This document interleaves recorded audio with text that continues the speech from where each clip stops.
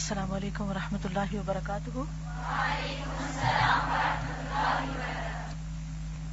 نحمده ونصلی علی رسولہ الکریم، اما بعد فاعوذ باللہ من الشیطان الرجیم، بسم اللہ الرحمن الرحیم، رب اشرح لی صدری ویسر لی امری واحلل عقدۃ من لسانی یفقہوا قولی۔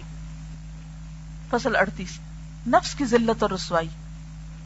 گناہوں کی ایک سزا یہ بھی ہے کہ گناہوں سے نفس ذلیل، حقیر اور ناپاک ہو جاتا ہے، تاکہ ہر چیز، ہر بات میں وہ حقیر و بے توقیر ہو کر رہ جاتا ہے۔ طاعت و عبادت نفس میں نمو پیدا کرتی، یعنی نفس کو گرو کرتی، نشو نما کرتی، اسے پاک کرتی۔ تزکیہ کا ایک معنی نشو نما بھی ہوتا ہے نا، آدمی کو باوقار و پرعظمت بنا دیتی۔ چنانچہ اللہ تعالیٰ کا ارشاد ہے، قد افلح من زکاہا وقد خواب من دساہا۔ جس نے اپنی روح کو پاک کیا وہ اپنی مراد کو پہنچا، اور جس نے اسے دبا دیا وہ ضرور گھاٹے میں رہا۔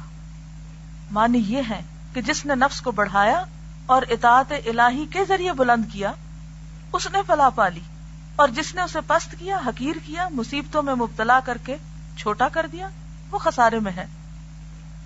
آیت میں لفظ 10 وارد ہے، یہ تجزیہ سے ماخوذ ہے، اور تجزیہ کے معنی خفا کے ہیں، یعنی چھپانا۔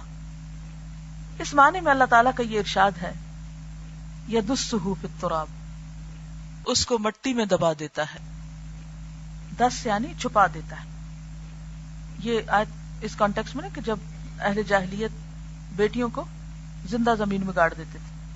گناہگار اپنے نفس کو معصیت میں چھپاتا ہے، گناہوں میں، اور اس معصیت کو بھی مخلوق سے پوشیدہ رکھنے کی کوشش کرتا ہے، یعنی پہلے گناہ کرتا ہے چھپ کے، پھر لوگوں سے اور اسے چھپاتا ہے تاکہ رسوائی نہ ہو، حالانکہ وہ خود اپنی نگاہوں میں گر چکا، اللہ تعالیٰ کے نزدیک گر چکا، اللہ کی مخلوق کے نزدیک گر چکا۔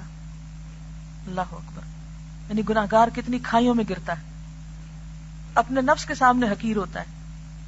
انسان خود اپنے آپ کو ذلیل سمجھتا ہے، اللہ کے نزدیک ذلیل ہوتا ہے اور بندوں کے نزدیک ذلیل ہوتا ہے۔ بس حقیقت یہ ہے کہ اطاعت اور عبادت اور نیکی بندے کو بڑا بناتی ہے، عزت بخشتی ہے، عالی مرتبت بنا دیتی ہے، تاکہ اسے ہر چیز سے اشرف، بزرگ، پاک اور رفیع المرتبہ بنا دیتی ہے۔ اور باوجود ان ہمہ قسم کی عزتوں، سربلندیوں کے بھی، جب وہ اپنے آپ کو خدا کے سامنے جھکا دیتا ہے، یعنی زمین پہ سر رکھ دیتا ہے اور حقیر اور ذلیل بنا لیتا ہے، تو اسی ذلت و حقارت کی وجہ سے اسے عزت و شرافت اور سربلندی حاصل ہو جاتی ہے۔